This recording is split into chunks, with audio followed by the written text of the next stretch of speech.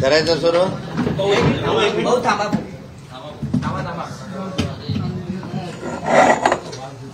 पुढे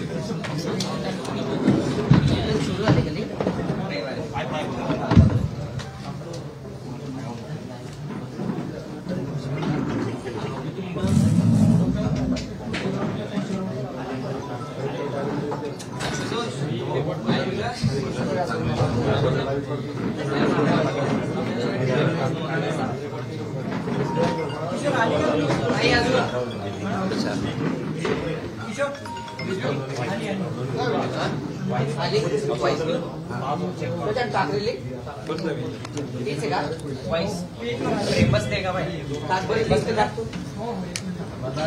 करायचं का टाकलं की झाला एक मिनिट किशोर टाकली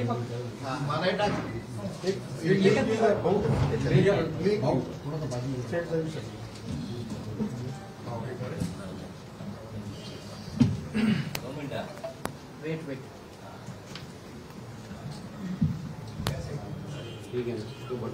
17 माईक आहेत 17 चॅनल आहे अजून 17 आणि ते लोकल चॅनल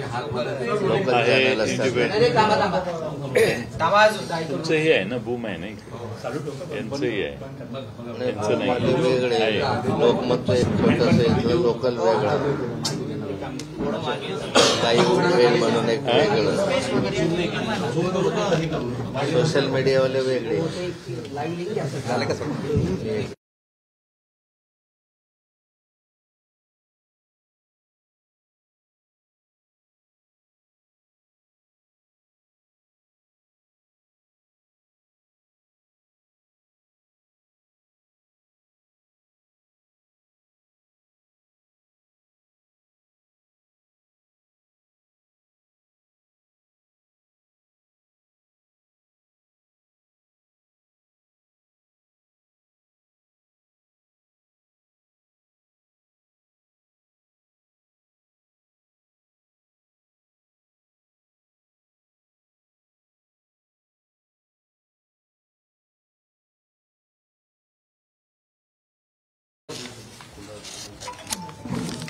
राष्ट्रवादी काँग्रेस पक्षाच्या वतीने शेतकरी आक्रोश मोर्चा आज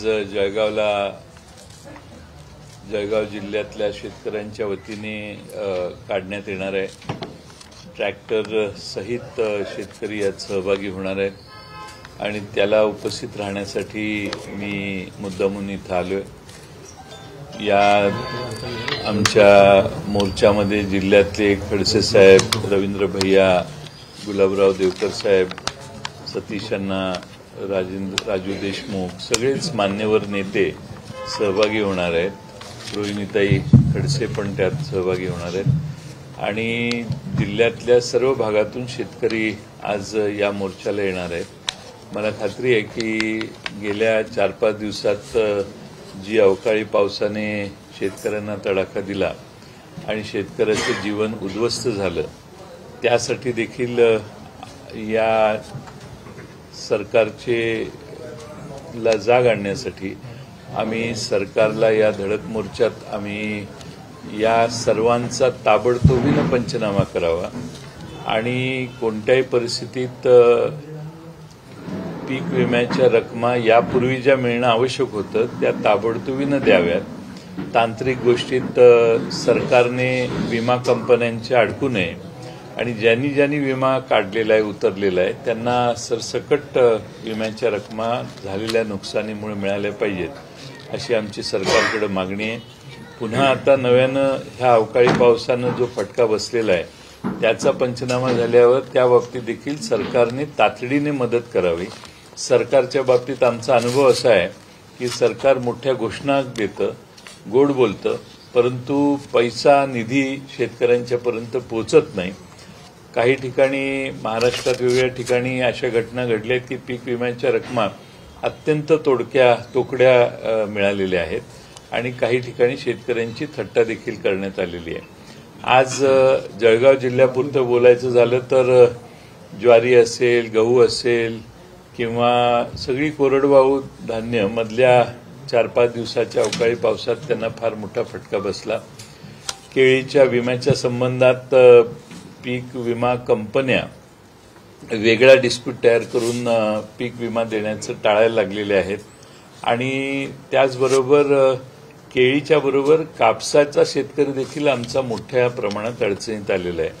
कापसाच्या शेतकऱ्यांनी 7,000 मागच्या वर्षी 12,000 रुपये दर होता, पण आज मात्र शेतकऱ्यांना 6,500-7,000च्या दरम्यानच दर मिळतोय.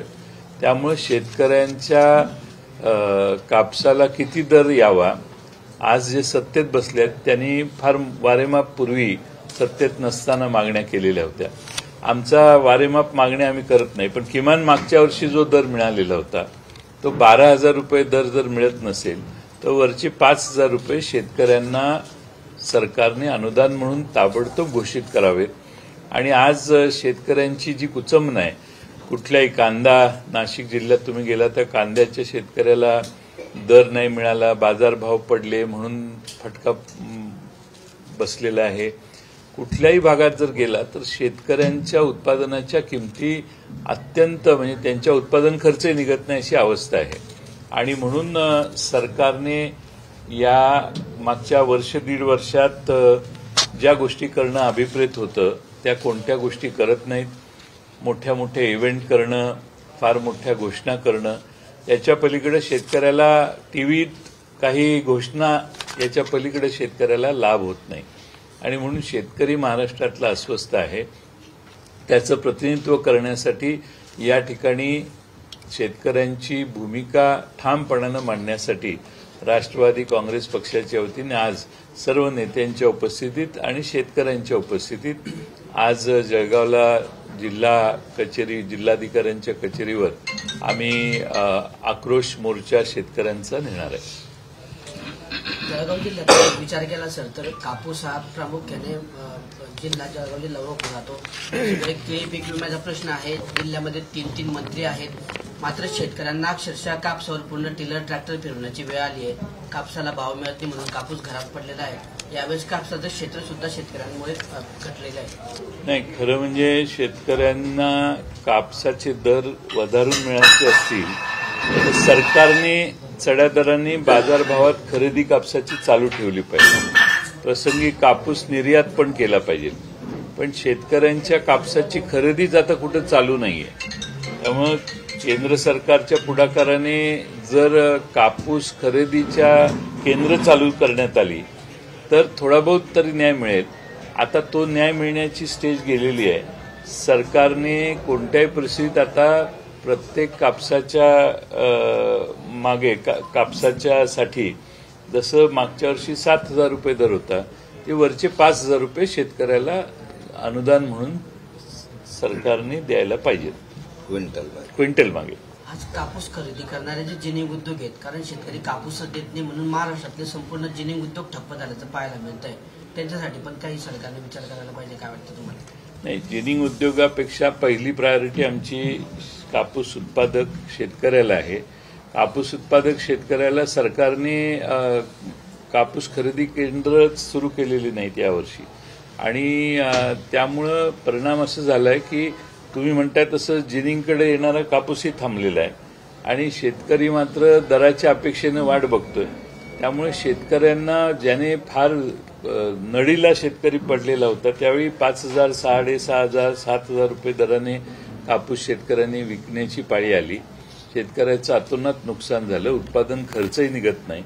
आता किमान मागच्या वर्षीचा बाजार शेतकऱ्याला मिळावा एवढी साधी आमची मागणी आहे. 30% अधिक ज्यांचं नुकसान झालेलं आहे त्यांनाच नुकसान भरपाई मिळेल. कालच्या मंत्रिमंडळाच्या बैठकीत असा निर्णय घेण्यात आलेला आहे. तर कुठेतरी हा शेतकऱ्यांना मारक आहे असं वाटतं. शेतकरी फार मोठ्या प्रमाणात विमा कंपन्यांच्या दावणीला बांधण्याचं काम या सरकारने केलं आणि मग विमा कंपन्यांना जे सोयीचं आहे ते असे नॉर्म्स ठरवण्याचं काम देखील सरकारकडून आता होतंय असं मला वाटतंय. त्यामुळे 33% अट ही मध्येच घालायची गरज नव्हती.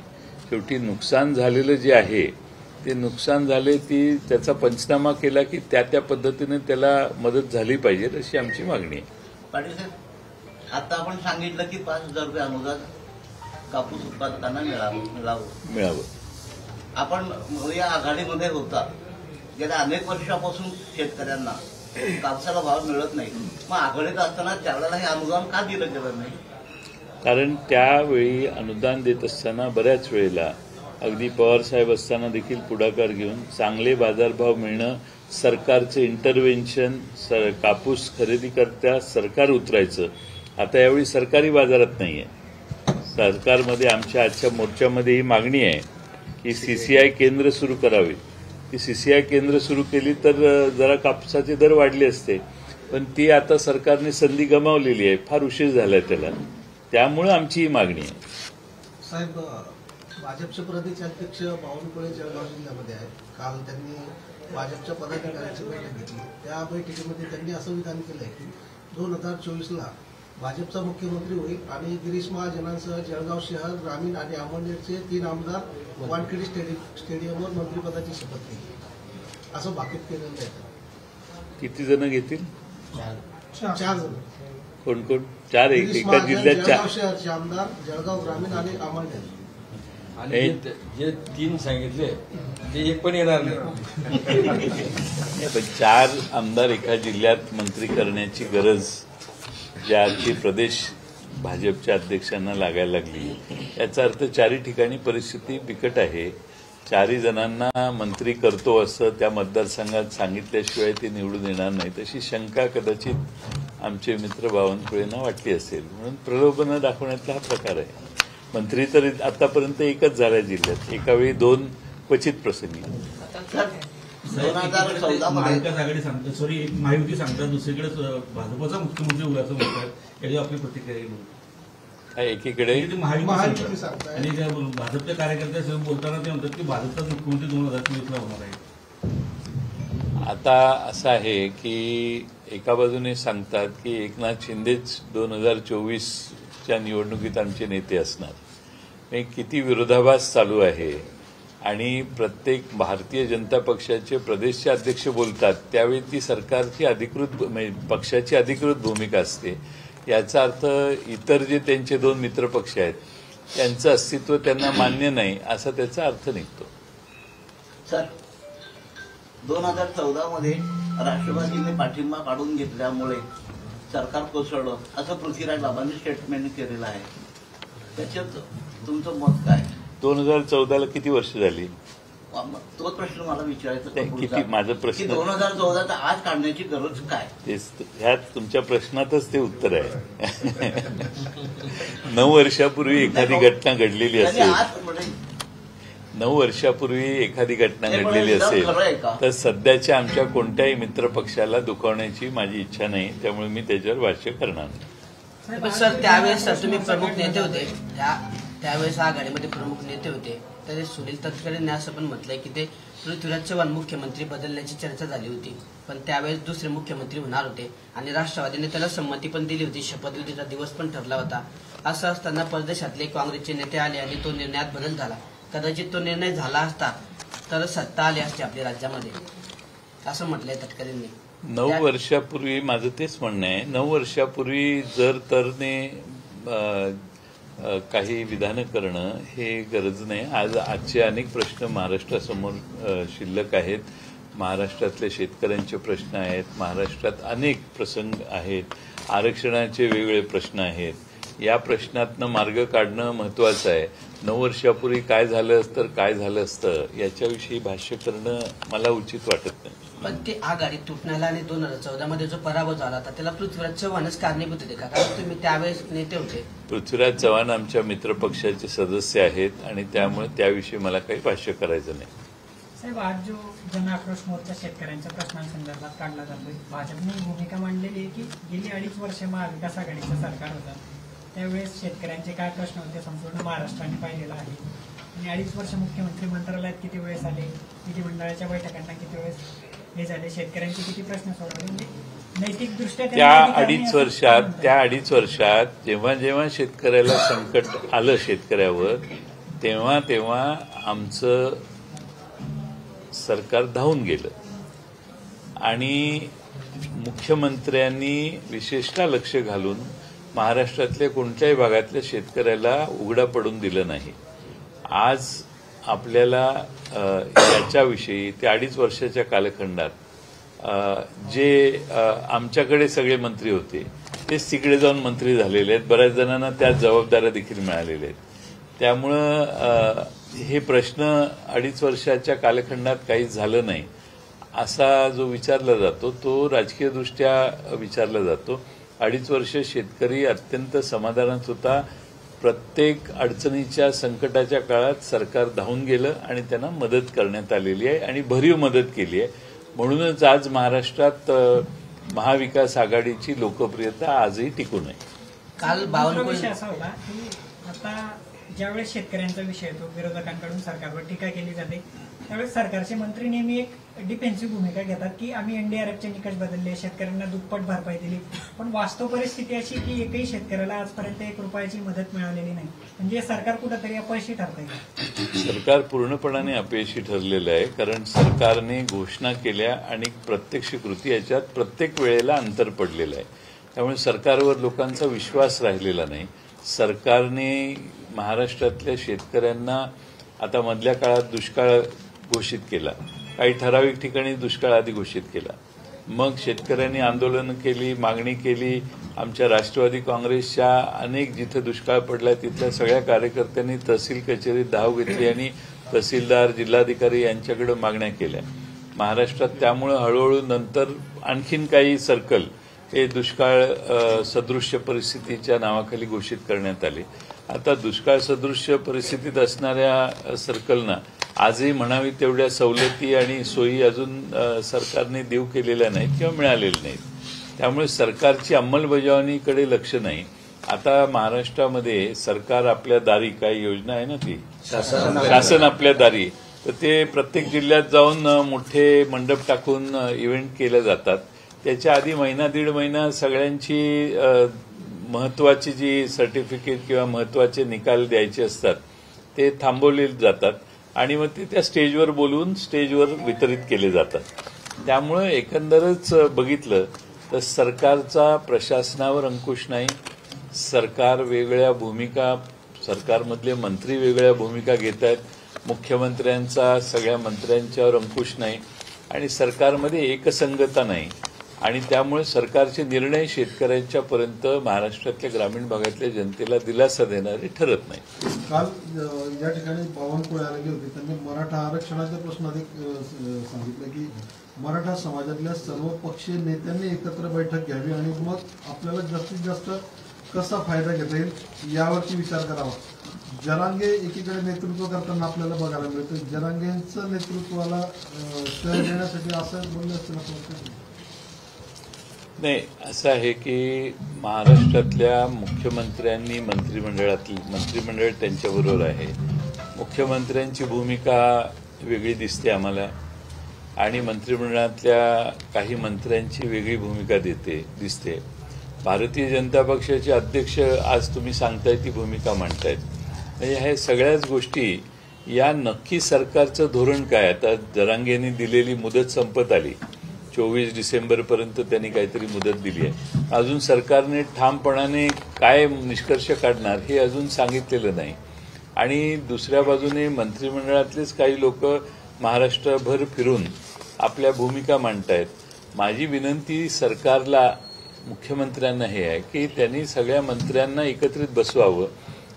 मराठा समाजाच्या नेत्यांनी किंवा कुठल्या अन्य समाजाच्या नेत्यांनी बाहेर व्यासपीठावर बोलण्यापेक्षा महाराष्ट्रातली सर्व जाती समाज यांच्यात सलोखा टिकवण्याच्यासाठी मंत्रिमंडळात एक ठाम निर्णय घ्यावा आणि घोषणा करावी त्याची. पण सरकार तसं करताना दिसत नाही. सरकारमधले काही मंत्री एका बाजूला, काही मंत्री एका बाजूला करून आपले, आता मी त्याच्यावर भाष्य करत नाही, पण सरकारने एकसंघ भूमिका मांडली पाहिजे आणि आम्ही वाट बघतो सरकार काय भूमिका मांडते. काल ते यावरच बोलले होते. काल आरक्षणावरच बावनकुळे बोलताना म्हणाले की मराठा आरक्षणाचे जनक हे देवेंद्र फडणवीस आहे. त्याच्यावर पृथ्वीराज चव्हाणांनी माहिती दिलेली आहे मधल्या काळात. आरक्षणचं काय झालं काय नाही आणि आज एवढा मोठा महाराष्ट्रात तणाव निर्माण झालेला आहे ओबीसी समाज आणि इतर समाजांच्या मध्ये, विशेषतः मराठा समाजामध्ये. तो तणाव कमी करण्यासाठी सरकारकडून काहीच होत नाही. उलट हा तणाव वाढवण्याच्यासाठीच काही वातावरण निर्मिती होते का काय, असं लोकांचा मत व्हायला लागले. त्यामुळे सरकारने स्वतः मुख्यमंत्र्यांनी आपल्या मंत्रिमंडळातल्या मंत्र्यांचं मत विचारात घेऊन सरकारची ओबीसींच्या बाबतीत काय भूमिका आहे, सरकारची मराठा आरक्षणाबाबत काय भूमिका आहे, हे स्पष्ट सांगितलं पाहिजे. सर, आपको ऐसा लगता है कि भाजप ये सब करवा रही है? पहिले मराठी करेंगे. काल बावनकुळेंनी या ठिकाणी आपण वक्तव्य दिलं की इंडिया आघाडीमधले जे काही नेते एकनाथ खडसे, शरद पवार यांनी त्या आघाडीतून बाहेर पडावं. त्याचं कारण त्यांनी म्हटलेलं की उदयनिधी जे आहे स्टॅलिन, त्यांनी सनातन हिंदू धर्म संपवण्याची घोषणा केलेली आहे आणि त्या पक्षामध्ये हे नेते जर असतील तर यांना त्या ठिकाणी राहण्याचा अधिकार नाही. एकनाथ खडसेंचं नाव घेतलं म्हणून सांगतो की बावनकुळे ही भूमिका या ठिकाणी मांडत असताना ते विसरतात की सनातन धर्माविषयी त्यांना एवढी जर आस्था आहे तर काश्मीर म्हणजे ते मुफ्ती मोहम्मद काय होती महबूबा मुफ्तीबरोबर जात असताना सनातन धर्म त्याने कुंटीला टांगून ठेवला होता का? त्यावेळेस तुम्ही सनातन धर्म विसरला होता का? राजकारणाच्या सोयीसाठी प्रश्न वेगळा आहे विचारणं, परंतु प्रत्यक्ष कृती करत असताना आपण हे सोयीस्कर विसरतो की काश्मीरमध्ये तुम्ही त्यांच्याबरोबर राज्य केलं ना, त्यावेळेस कुठं होतं, त्यांना मान्य होतं का? त्या मुफ्तीला काय त्या महबूबा मुफ्तीला मान्य होता का सनातन धर्म? नाही. मग असं असताना तुम्ही संसार केला ना, मग असा प्रश्न विचारण्याचा अधिकार तुम्हाला काय? बावनकुळे हे पण म्हणलं होतं की यामध्ये जे आहे खरं तर उदयनिधी स्टॅलिन यांनी केलेलं विधान जे आहे हे उद्धव ठाकरे असतील, शरद पवार असतील किंवा एकनाथ खडसे यांना मान्य आहे का? मान्य असेल त्यांनी स्पष्ट करावं, अन्यथा धमक असेल तर इंडिया. माझा हाच मुद्दा आहे. त्यांना मान्य होतं का ते? त्याचं उत्तर त्यांनी आधी द्यावं. त्या मुफ्ती सईद बरोबर काय होतं, त्यांच्याबरोबर जाताना ते मान्य होतं का? त्यांना जर ते मान्य असेल तर मग पुढचं उत्तर मी द्यायला तयार आहे. पाटील साहेब, सुषमा अंधारे यांना एक निनावी पत्र मिळालं आणि ललित पाटील प्रकरणात काही स्थानिक नेते, पोलीस अधिकारी यांचं नाव होतं. त्यांनी ती चिठ्ठी गृहमंत्रालयाला दिलेली आहे. नातवंनी मागे आरोप लावला होता की ललित पाटीलचं जळगाव कनेक्शन होतं. तर या सगळ्या गोष्टी दाबण्यासाठी, पद्धतशीरपणे दाबण्यासाठी गृहमंत्रालय त्याच्याकडे सोयीस्करपणे दुर्लक्ष करते. काय वाटतं? ललित पाटील ही एक केस अशी आहे की ज्याच्यात सरकारमधले मंत्री कसे इन्व्हॉल्व्ह होऊ शकतात. एखाद्या गुन्हेगाराला हॉस्पिटलमध्ये नेऊन ठेवण्यात, त्याला बाहेर जाण्याची मदत करण्यात हे स्पष्ट झालेलं आहे आणि सरकारमध्ये बसलेल्यांचाच त्यात हात आहे हे सगळ्यांना माहिती आहे. आता त्यामुळे सरकारने खरं म्हणजे स्वतः स्वच्छ आपण आहोत हे सिद्ध करायला इंडिपेंडंट त्याची इन्क्वायरी केली पाहिजे. आता तुम्ही सांगताय तसं सगळं गुलदस्त्यात ठेवण्याचा प्रयत्न सरकारकडून होईल आणि जळगावचं कनेक्शन जे आहे त्याच्यावर पांघरून घालण्याचा प्रयत्न करावा लागेल. पण किती वेळा पांघरून कशावर घालणार हे याला मर्यादा येतातच शेवटी. सगळ्यांनाच माहिती आहे काय ललित पाटील प्रकरण आहे ते. जळगावच नाही, एक मिनिट, जळगावच नाही तर नाशिकचं कनेक्शन, चाळीसगावचं कनेक्शन हे उघड झालेलं आहे. माझी मागणी आहे या संदर्भामध्ये की हे जे सांगितलं आहे ललित पाटलांच्या संदर्भात मंत्र्यांचा सहभाग आहे की नाही, नेत्यांचा सहभाग आहे की नाही, राजकीय कार्यकर्त्यांचा सहभाग आहे की नाही, हे जर तपासायचं असेल तर त्या कालखंडामध्ये वर्षभरामध्ये, दीड वर्षामधले या सगळ्या मंत्र्यांचे आणि सगळ्यांचे ज्यांच्या ज्यांचे संबंध आहेत जसं म्हटलं जातं त्यांच्या फोन त्याच्यातले तपासले जावे. त्यांचे पहा ना फोन नंबर, यांचे कॉन्टॅक्ट झाले आहे की नाही झाले आहे. मला खात्री आहे की यांचे कॉन्टॅक्ट त्यांच्याशी झालेलेच आहे. ससूनमध्ये कुण्याही एखाद्या वरिष्ठ मंत्र्याच्या शिवाय ऍडमिशन होऊच शकत नाही. जे जे कॉलेज ह्याच्यामध्ये हॉस्पिटलमध्ये होऊच शकत नाही. गुन्हेगार राहतात कसे?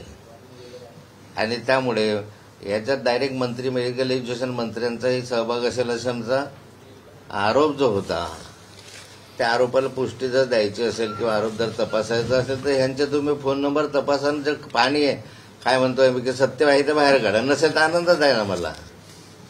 परंतु नाशिक, जळगाव, चाळीसगाव हे कनेक्शन उघडच झालेलं आहे ना, त्यांनी शोधलंच ना चाळीसगावला सगळंच सगळं. मग चाळीसगावला 3 दिवस हा ललित पाटील कोणाकडे होता हे तरी जाहीर करावं. चाळीसगावला कशासाठी एवढं मोठं प्रमाणावर त्या नार्कोटिक्स मिळालं, जे काही होत आहे ते हे सरकारने जाहीर करावं ना. सरकार गुलदस्त्यात का ठेवत आहे सगळीची भूमिका? याची ओपन इन्क्वायरी झाली पाहिजे, खुली इन्क्वायरी करा. सर, आगामी वर्ष हे निवडणुकांचं आहे. राज्यामध्ये 2 पक्षामध्ये विभागणी झालेली आहे आणि प्रत्येक दोन्ही गट जे आहेत, दोन्ही पक्षांचे, ते निवडणुकीसाठी आपापले उमेदवार उभे करणार. मग अशा परिस्थितीमध्ये मतांची विभागणी होईल असं वाटत नाही आणि त्याचा फायदा भाजपला मिळेल. नाही, म्हणजे तुम्ही असं गृहीत धरताय की भारतीय जनता पक्ष वेगळा उभा राहणार आणि आमच्या दोन्ही पक्षातनं फुटून गेलेले वेगळे उभे राहणार असं? राष्ट्रवादीमध्ये 2 सरळ विभाग झालेले आहेत. हो ना, पण एका मतदारसंघात किती जण उभे करणार आहे तुम्ही? तुमचं मत काय, की भाजपही उभा राहणार आणि शिंदे गटही उभा राहणार का त्यांची मिळून एक उमेदवार उभा राहणार? नाही, मी सहमत नाही. तुमच्या लक्षात नाही आलं का की समजा मुक्ताईनगर विधानसभा क्षेत्र आहे तर मग शिंदे गटाचा तर खोके आमदार उभा राहील का भाजपचा उमेदवार उभा राहणार आहे? शिंदे भाजप आणि शिंदे गटाची युती आहे ना, मग तिथे एकच उभा राहील का दोन्ही उभे राहणार आहे? आणि दोन्ही उभे राहणार तर राष्ट्रवादी पण उभा राहील. आमचा एकच उभा राहणार आहे इंडिया आघाडीचा. राष्ट्रवादी तुमच्या गटाचा उभा राहिल्यानंतर अजित पवार गटाचा उभा तो राहणार कसा उभा नाही. राहील? जर त्यांची युती अलायन्स आहे शिंदे गटाबरोबर, शिंदेचं नेतृत्व त्यांनी मान्य केलेलं आहे, जर त्यांचं ते शिंदे गटाचाच उमेदवार उभा राहील तर एक तर भाजपचा उमेदवार उभा राहील, शिंदेचा उभा राहणार नाही किंवा अजितदादांचा उभा राहणार नाही. अलायन्स आहे ना, अलायन्समध्ये जागा वाटप होईल की नाही? हे तुम्हाला असं म्हणायचंय की लोकसभेनंतर शिंदे गट आणि अजित पवार गट यांना भाजप सोडून देईल असा तुमच्या प्रश्नाचा अर्थ निघतो. चला वेगळा घ्या. तटकरेंनी म्हटलंय की राष्ट्रवादीची जी सुनावणी सुरू आहे 6 डिसेंबर नंतर देशात बदल येऊ शकतात, प्रकाश आंबेडकर यांनी वक्तव्य. 3 डिसेंबरला 4-5 राज्याचा निकाल आहे. त्यानंतर राजकीय वेगळी पार्श्वभूमी तयार होईल आणि त्यानंतर वेगळी गणितं मांडण्याचा प्रयत्न काही लोक देशात करतील. त्या उद्देशाने प्रकाश आंबेडकर साहेबांनी तसं वक्तव्य केलेलं असेल, त्यांना काही माहिती मिळाली असेल. राष्ट्रवादी पक्षाची सुनावणी सुरू आहे. तटकरेंनी असं म्हटलंय, राष्ट्रवादी पक्षाची सुनावणी सुरू आहे त्याच्यावर तटकरेंनी म्हटलंय की उद्या जर निवडणूक आयोगाचा निर्णय लागला तर लोक म्हणतील की बाबा हा निवडणूक आयोगाचा जो पेपर होता तो फुटला आहे आणि कार्यकर्त्यांना सांगायचं की हा निर्णय अदृश्य हाताने दिलेला निर्णय कायद्याच्या कसोटीवर टिकणारा हा निर्णय होता. असं तुम्ही उद्या जर निर्णय लागला असं विरोधकांकडून आरोप केला जाईल की हा पेपर फुटला. नाही, तुमच्या माहितीसाठी कालचं जे हिअरिंग झालं त्यामध्ये आमच्या वकिलांनी तिथं सांगितलं की पलीकडच्या बाजूने काही नेते जाहीरपणाने सांगतायत 2 दिवसात निर्णय होणार, 4 दिवसात निर्णय होणार, निर्णय काय होणार हेही सांगतात ते खासगीत. त्यामुळं निर्णय काय होणार हे आधीच माहिती आहे असा त्याचा अर्थ आहे आजच. आता पण कोर्टात ज्यावेळी आम्ही आमच्या वकिलांनी हे निदर्शनाला आणलं त्यावेळी निवडणूक आयोगाने पुढच्या दुसऱ्या पक्षाच्या लोकांच्या बाबतीत अतिशय कडक ताशेरे मारले. ताशेरे म्हणजे त्यांनी समज दिलेली आहे, प्रेडिक्शन करू नका म्हणून. पण ते प्रेडिक्शन करतात कारण त्यांना बरंचसं आधीच माहिती दिसतंय. पाटील साहेब, आपण म्हटलं होतं जळगावच्या सभेत किंवा नाथवूंनी लोकसभेचा शिवधनुष्य उचलावं. नाथवूंनी मागे म्हटलं की बा साहेबांनी आणि पक्षाने आदेश दिला तर ते शिवधनुष्य उचलायला तयार आहे. आपण दोघे जण इथं आहात, काही याबाबत सांगा. या बाबतीत नाथभाऊंशी चर्चा करून आम्ही आमचे अंतिम उमेदवार ठरवण्याची आता बैठक होतील. त्यावेळी आमची अंतिम बैठक होईल कारण आता आमच्या 3 आघाडीच्या बैठका सुरू होत आहेत. आता त्या पार्श्वभूमीवर उमेदवारी आणि याच्या बाबतीत कारण काँग्रेस पक्षही या भागात तिकीट मागतोय, शिवसेनाही कदाचित मागेल, मग जळगावची जागा कुणाला द्यायची, रावेरची आम्हाला मिळणार का, याविषयी आम्ही बसून चर्चा करू. त्यामुळे आता त्याच्यावर आत्ता भाष्य करणं योग्य नाही, पण आम्ही लवकरच करू. नाना पटोले बोलले होते की आपण त्या पद्धतीने खरं तर भाषणामध्ये आणि सभेमध्ये नाव जे आहे नातं बहुतेक घेतलेलं होतं, अशी हातगाई खरं तर आपण करू नये असा सल्ला जो त्यांनी यावेळी दिला होता. त्यांचा सल्ला मला पोचलेला आहे म्हणूनच मी हे बोललो. काल बावनकुळेंनी कार्यक्रम घेतला घरघर समर्थन संपर्क अभियानात. त्यातील लोकांना विचारलं की मोदींना हरवण्यासाठी 28 पार्ट्या इंडिया आघाडीच्या माध्यमातून एकत्र आल्या, तर त्या कोणत्या हॉटेलमध्ये थांबल्या होत्या असा प्रश्न त्यांनी नागरिकांना विचारला. तर नागरिकांकडून उत्तर आलं गुवाहाटी. काय सांगाल? नागरिकांच्या मध्ये गुवाहाटी मनात बिंबलेलं आहे आणि गुवाहाटीला गेल्यावर सत्ता मिळते असं कळल्यामुळं गुवाहाटीला जाणाऱ्यांची संख्या वाढलेली आहे आता अलीकडे. त्यामुळं देशात कितीही काही केलं तरी पक्षफोडीने बदनाम झालेली जी बाजू आहे त्यांच्या पारड्यात लोक मतं टाकतील असं मला वाटत नाही. झालं आटोपलं का? चला सर्वांचे आभार. नाश्ता करा.